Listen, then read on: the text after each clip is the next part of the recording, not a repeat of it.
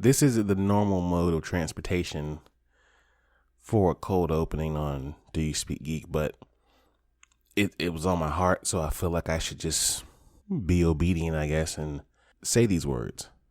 Hopefully, as I try to encourage someone out there, in the process, I also encourage myself. You know, you're good enough. You're good at what you do. You are good enough. Just you yourself. And I'm here to just tell you, whoever you are out there, keep pushing. Keep going. Keep posting. Keep recording. Keep cosplaying. Keep drawing. Keep writing. Whatever it is you do in this nerd space, or even outside of it, keep going. I know you're on the racetrack of life, and you're looking to your left and you're looking to your right, and you're seeing these people who have not only been doing it longer than you have, but also have been not doing it as long as you have. It can be a little discouraging to see others progress and succeed and you feel stuck. But don't feel that way. Your time is coming. Now you can choose to wait for it or take the first shot you get. I just want to be able to tell you, don't give up. Because someone out there needs you. And they need what you do. Don't give up. Ladies and gentlemen, blurs and nerds, freaks and geeks, this is Do You Speak Geek, episode 87.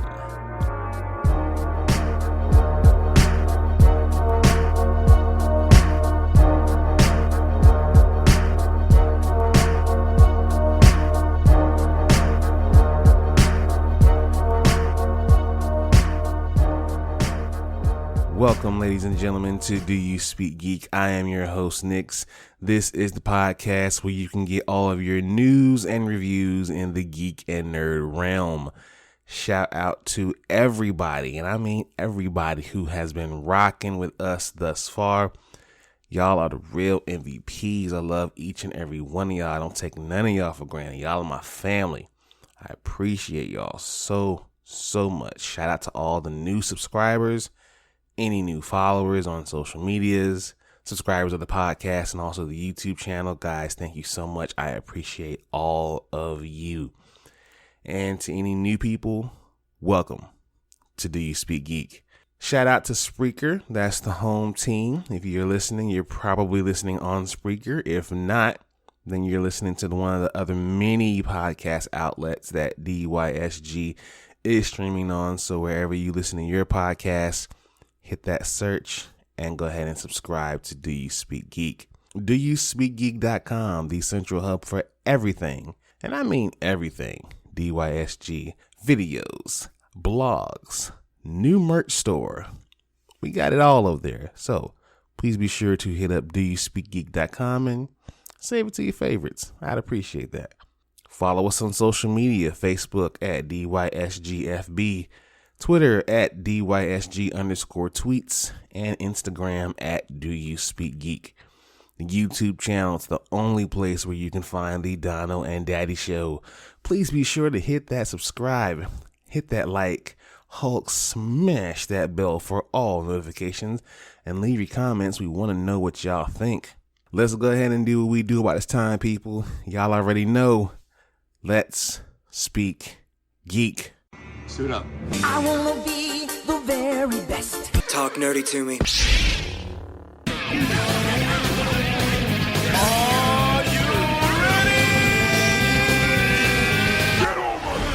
All right, my nerds and my blurs, let's hop on these reviews. Masters of the Universe Revelation Part 1. It uses the original He-Man sandbox to truly go wild and explore these characters in ways that allows them to break tired molds and dissolve old conventions. Pretty good series so far. If you have not been watching, please be sure to go to Netflix and watch that today. Death's Door blends classic dungeon puzzle solving with fast-paced combat encounters to create a memorable adventure across a moody world brimming with secret paths and hidden rewards. Check this game out, people. Snake Eyes G.I. Joe Origins. Me and Donna went and saw this. With a star turn for Henry Golding, Snake Eyes G.I. Joe Origins is a admirable attempt to give a well-deserving franchise another at-bat. If they are going to continue on with this story into other Joe movies, hey, I'm on board. Old. M. Night Shyamalan is a very eccentric director, and this isn't his best work. It's one that shows maturity, and it's a movie that tackles universal and intense themes over twists and puzzles. I mean, yeah, it's cool. Check it out if you get a chance. It's cool. Chris Tales, the telling of a charming JRPG tale in a gorgeous and weird world, but it's hobbled by incredible monotonous combat. So, if you enjoy the visuals and not all this grinding you're going to have to do, it's worth a shot. And Last Stop tells 3 interesting stories but lacks enough meaningful choices or consequences to create an investment in its drama. Basically, it doesn't have a lot of replay value, but good game no less. Those are our reviews, people. Let's go ahead and hop into my favorite portion of the show. Y'all already know the vibes. Source Wall. Man, you come right out of a comic book. Behold the Source Wall. Can you read, my son? Well, that depends. There is nothing wrong with reading a story and looking at the pictures. Enough said, Stan. The pull list this week, we got United States of Captain America #2. Steve Rogers and Sam Wilson are hot on the trail of the Shield Thief, but their adversary remains one step ahead, and he has friends in low places. Some of Captain America's oldest enemies are behind this scheme, but can Sam and Steve figure out who these enemies are and what they want in time to stop them? And then a story by Momohale Mashigo and Natasha Bruos. Who is Nichelle Wright, the Captain America of Harrisburg? And will her community stand up for her when the Shield thief frames her for a terrible crime? Pretty decent story so far, but we'll keep watching it. Icon and Rocket Season 1 #1. Oh yes, happy day. Long ago, the stranded alien known as Arnus gave up hope of returning to his home planet.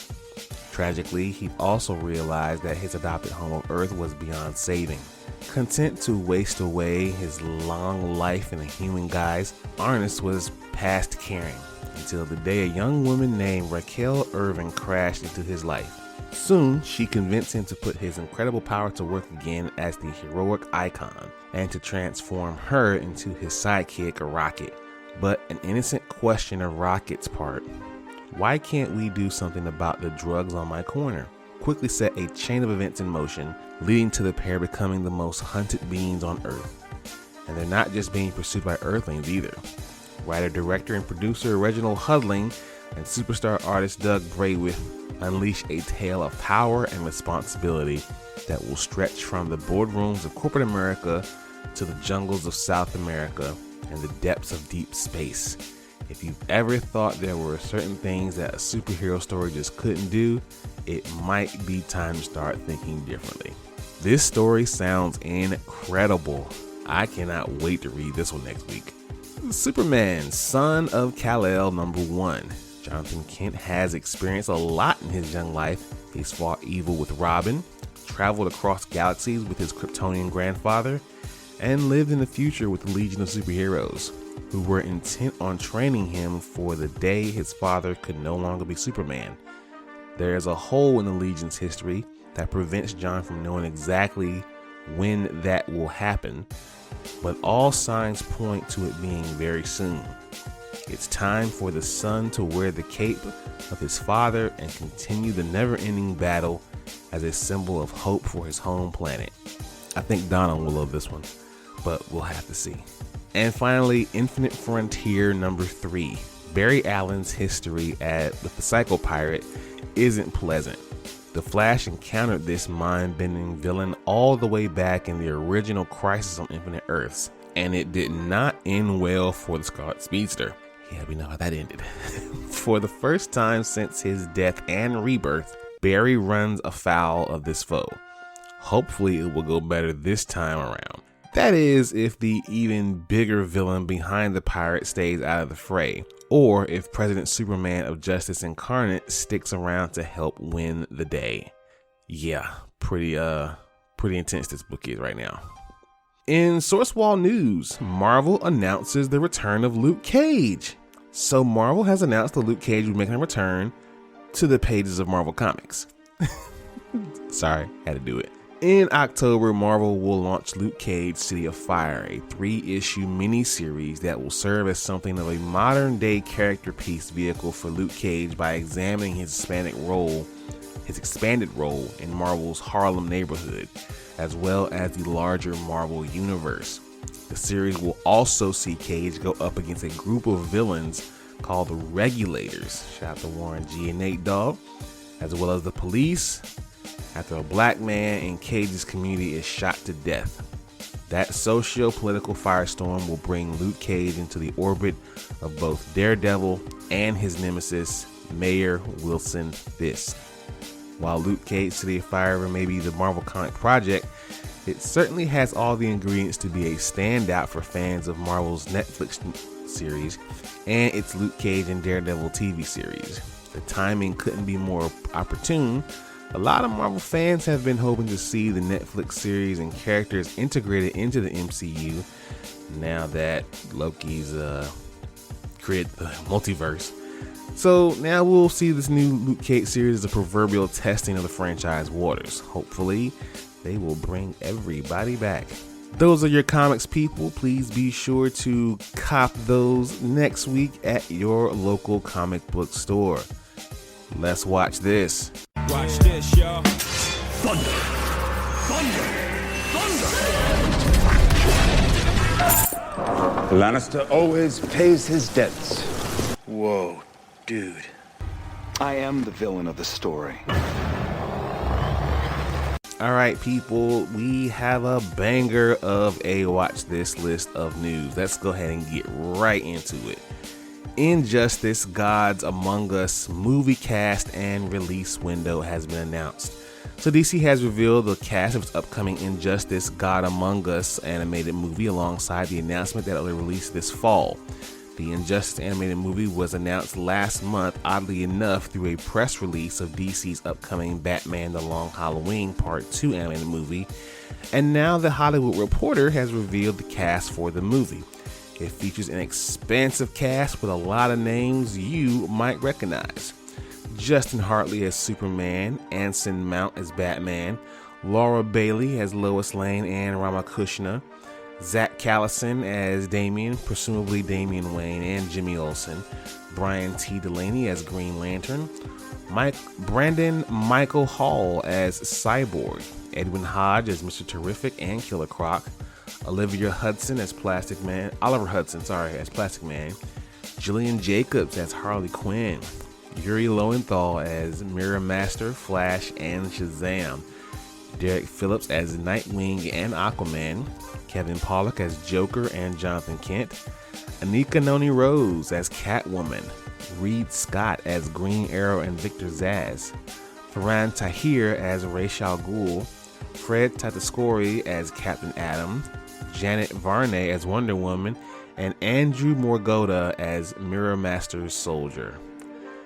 The Hollywood Reporter report that Rick Morales, best known for Mortal Kombat Legend Scorpion Revenge, is producing the movie alongside Jim Krieg, with Sam Register set to executive produce. It will feature a script by Batman Hush animated movie writer Ernie Albacker and will be directed by Justice League Dark Apocalypse director Matt Peters. You'll be able to hear about this cast of Injustice when it's released for home entertainment this fall. Yo, cast sounds dope. I'm really loving who they have writing this and directing it. This might be the GOAT of all the DC animated movies, and would serve to say that DC may just stay on top forever when it comes to animation, right? Maybe not. Marvel's Victoria Alonso teases mini studio for animation. Quote, "We have so much coming your way that you might tell us, okay, take a break now." This was said by Victoria Alonso, Executive VP of Film Production at Marvel Studios, during a recent interview.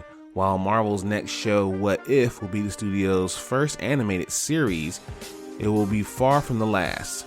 Quote, "We're going to have our animation branch and mini studio, and there will be more to come from that as well," Alonso said. "We're super excited about animation, which is her first love." Oh well, good run, DC. You had it unlocked. You had it unlocked for a while there, but I'm about to come in there and spank that booty. Nah, but seriously though, Marvel produced some pretty good animated films back in the day. The 2 Avengers were dope. Of course, Hulk Versus was amazing. But we'll see. We'll see what happens, and I think that this will create even more competition when it comes to the animated realm of these comic book movies and characters. So yeah, I'm definitely excited for it. Okay, so this news story dropped. And that's when the world went crazy. Yeah, so Leslie Grace has been cast as Barbara Gordon in HBO Max's Batgirl film. The DC Films universe has finally found its Barbara Gordon. It was confirmed via The Wrap that the In the Heights star Leslie Grace will be playing Barbara Gordon Batgirl in live action, beginning with a Batgirl solo movie that's set to debut exclusively on HBO Max. The film, which has been in the works since 2017, has ramped up development in recent months, enlisting Ms. Marvel and Bad Boys for Life directors Adlid El Arabi and Balad Falham to helm the upcoming project. The Batgirl script is written by Christina Hodson, whose work includes Birds of Prey and the upcoming Flash movie.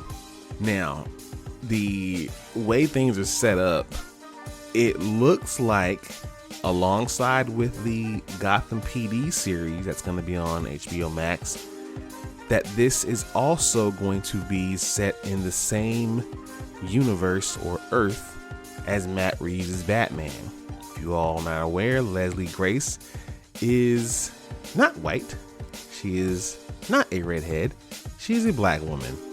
And looking at Jeffrey Wright, who's also a black man, who was cast to play Jim Gordon in Matt Reeves' Batman, it only makes sense that if they're going to cast a black woman to play Batgirl, that this is the Batgirl who's the daughter of Jeffrey Wright's Jim Gordon. Unless they're going to pull some Batman and Robin bullshit and she's just not Commissioner Gordon's daughter, she's like Alfred's niece or Robin's cousin, or like, I don't know, maybe Tweedledee and Tweedledum's former babysitter, I don't know. But if they're gonna stick with the comic format and make her Barbara Gordon like they say here, then yeah, it just makes sense that that's the route that they're going. They're following Matt Reeves' universe. But racist fanboys lost their minds. Lost their absolute minds when this was hit. And the tears were delicious. I'll just say that. Manifest could reportedly be saved by Netflix. Now, weeks after NBC sent Manifest to the chopping block, that's a wow, the network may reverse its decision and opt to renew the series after all, but they're not the only ones. Word has it, Netflix is also interested in picking up the series for new episodes despite turning the renewal down earlier this summer. The latest reporting comes from Deadline, which suggests both NBC and Netflix are in talks with Warner Bros. TV with regards to a potential revival. As you might expect with the situation, there are a few hurdles in place both distributors are concerned with before moving on. First off, the show's cast has reportedly been released from their respective contracts, and should a renewal come across the board, the production company would have to renegotiate with all actors and crew members. Just get it done, man. Just get it done. Manifest was amazing, and that just seems to be the formula. I mean, some networks or some other platforms drop these series, and then once Netflix gets their hand on it, it's amazing. I mean, people forget that Cobra Kai originally was a YouTube original series, and it was still dope then. The first 2 seasons were on there, and I watched those, and once it hit Netflix, everybody was like, oh my god, it's the best show ever. Like, yeah, I knew that already. But anyway, hopefully Manifest does get picked up by Netflix and maybe even NBC renewing it. But yeah, those contracts, I don't know, but get it done though. Dragon Ball Super has a new movie coming out, and we know the title now. After an official teaser earlier this year that a new Dragon Ball Super movie is in the works, a recent San Diego Comic-Con panel has revealed the official upcoming title. Dragon Ball Super Superhero is slated to premiere sometime in 2022. While not much is known about the film yet, series producer Akio Ayoko said the Dragon Ball Super special panel that the decision to add supers in the title was to emphasize that this movie is about the superhero vibes. The panelists also noted that the film will include some new designs of several characters from the franchise, as well as a brief teaser that shows off a new animation style. While the teaser was short, producer Hadashi encourages fans to rewatch it. I won't go into details today, but you'll notice if you watch it many times, Hadashi said during the panel. So now you know the title of the Dragon Ball movie coming out next year. It's called Superheroes. I feel like there's gonna need to be a big threat, and we'll see what happens. I'm gonna be in theaters to watch it regardless, because I'm about that saying life. Just saying. Yeah, just saying. And finally, Michael B. Jordan will produce, potentially star in Superman limited series for HBO Max. Michael Jordan is now in the DC business, but we knew that already with the whole, working on Static Shock. The actor and his production company, Outlier Society, are developing an HBO Max limited series focusing on Val-Zod, a Kryptonian that holds the mantle of Superman per Collider. According to reports, Outlier Society has already tapped a writer to pen the script for the series. Jordan is attached to produce and could potentially star, though the actor has not committed to the role. Jordan and Outlier Society limited series is not the same as the Superman film reboot in the works from writer Ta-Nehisi Coates and producer J.J. Abrams. The Bad Robot Project has announced its intention to cast a black actor as Kal-El. In April, Jordan downplayed rumors that he was the one up for the role. Now, it's a catch-22, how I look at it. On one hand, dope, Val-Zod. We got Val-Zod. That's great. But as I said before in one of my videos on YouTube, it's kind of like, do we really want to see more black versions of these characters we already know, or do we want to see the actual black characters that we know? I don't know. Me knowing me and knowing the source material that I know, I'm still gonna watch it anyway. But it's like, damn, like we cancel Black Lightning, but would you give us this? It's like, I don't know. It's just that there's always that fine line between representation and tokenism. And with this one, the line is intensely blurred. No pun intended. Let's hop into Thumb Life. Peace, love, and video games! It's on like Donkey Kong.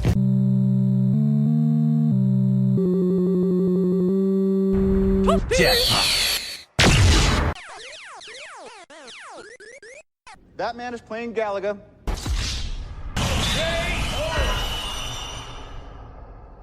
All right, gamers, we have news. EA Play Live 2021. Let's get into the business. It was announced during the EA Play Live 2021 event following previous rumors of the Dead Space remake. EA confirmed Motive is currently working on a Dead Space 1 remake set to be released on PS5, Xbox Series X and S, and PC. No official release date or window was given, but the first teaser trailer offered an in-engine look at the mood and tone Motive is striving to capture with the remake. Y'all, it looks amazing. Dead Space remake. Let's go plus ultra. Let's go on this one. Absolutely. Battlefield Portal is a new mode in Battlefield 2042 that lets players create complex custom game modes using assets from Battlefield 2042, Battlefield 1942, Battlefield Bad Company 2, and Battlefield 3. There will be 6 classic maps, 40 plus weapons, and 40 plus vehicles from 3 theaters of war, 7 different armies from classic titles, plus Battlefield 2042 specialist. Y'all, when I saw that, when the trailer just opened with that guy firing the rocket in mid-air, like, I was like, I'm done. I'm playing this. Like, just go ahead, take my $70 now. Let's just go. I'm playing this. Yeah, it looks amazing, y'all. Please check it out. Y'all get a chance. The studio behind F1, Dirt, and Project Cars has revealed Grid Legends, a new racing game that is set to arrive in 2022. The game will feature a live-action story that was filmed with the same tech used by The Mandalorian. Sex Education's Nishi Gatwa will star in the story mode, and players will be placed in the driver's seat of the Grid World Series as an underdog against the Raven West team. Grid Legends will feature a ton of different cars and will have everything from big rigs to supercars, and will take players to such locations as Moscow, London, and Stradia Alpine. Looks pretty decent. Never been a Grid guy, but what the hell, I'll check it out. Apex Legends Emergence will officially arrive on August 3rd alongside Seer, the newest legend to join the battle. Like Bloodhound, Seer will be able to track enemies, yet this new character will use heartbeat sensors to indicate where enemies may be. Seer's ultimate will send out micro drones to create a sphere that will track any enemies that pass through it. Unlike Bloodhound, Seer is stealth-based and focused mostly on precision. Ranked arenas will also be joining Apex Legends with Emergence, and new maps are in the works for arenas. Respawn also announced that Seer's gameplay reveal will take place on this Monday, which is today when you guys are hearing this podcast. Man, I know my boy Clutch is gonna get down that Apex though. I'm gonna have to hit him up and see how he thinks about this. EA shared a new look at Lost Random, a game that mixes real-time action and turn-based tactics. The game follows 2 sisters separated by an evil queen, and players will need to solve puzzles and battle enemies to right these wrongs. There will be multiple dialogue options, and the coins you collect in-game can be traded in for cards and give players new attacks and abilities. Lost in Random is set to be released on September 10th. September 10th, 2021 on PS5, PS4, Xbox Series X, Xbox One, Switch, and PC. And finally, the dodgeball game Knockout City's second season will be themed around movies. This new season will bring with a new map, new gear, and a new soda ball weapon. Knockout City's fight at the movie season will arrive on the 27th. Knockout City is that game. Trust me, if you ain't playing it, you can hop on that. All right, people, let's mark out. So what you gonna do?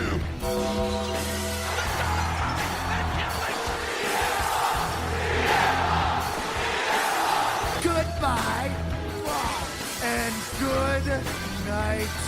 Bang! All right, people. The big news this week has to be the potential that AEW could be signing, or may have already signed, both CM Punk and Daniel Bryan.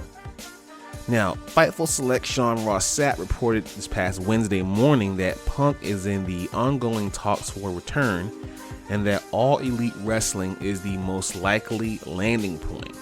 This matches up with what Punk said in an interview with Renee Paquette on Oral Sessions last year. Quote, when he said, "I think the landscape currently is much different than when I left. You can play the game where you're like, oh, AEW is an option. Would you have gone right after you left WWE? If you're going to play this game, there's no way that WWE would have handled it the way they handled it, with the suspending me for 2 months and nobody contacting me. And the next thing I know, I got my release papers on my wedding day. That would have happened if there was that wouldn't have happened if there was a WWE and AEW. Because then they probably would have approached me and been like, hey, your suspension is up, ready to come back to work? Let's work this out." Or handle it like any other sports organization would have handled it.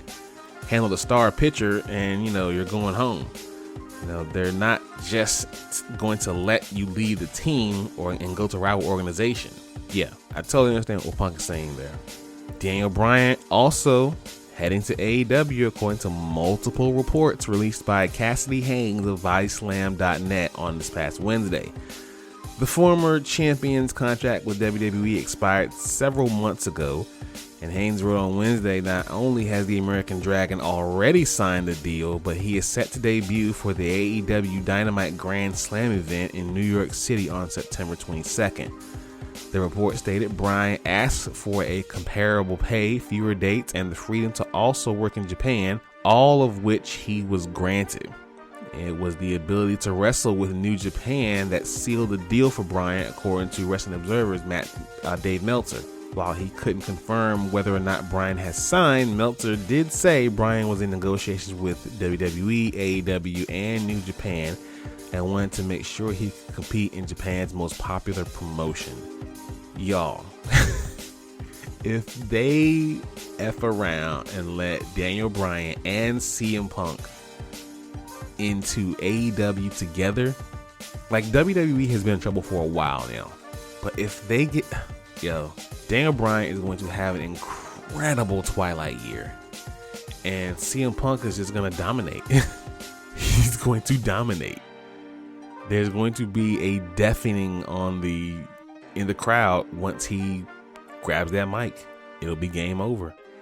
And I, for one, have plenty of fancy booking matches I would love to see in AEW if those two popped up. Oh yeah, absolutely. But y'all, that is the pod. That is my time. I am going to get out of here. Thank you all for listening. Please be sure to follow this podcast, subscribe to this podcast.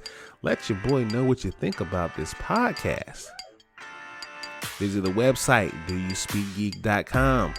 Follow us on social media, Facebook, Twitter, and Instagram. Check out our YouTube channel. Please be sure to like and subscribe to the videos there. As always, people, live to play to win to live. I speak geek. Do you speak geek?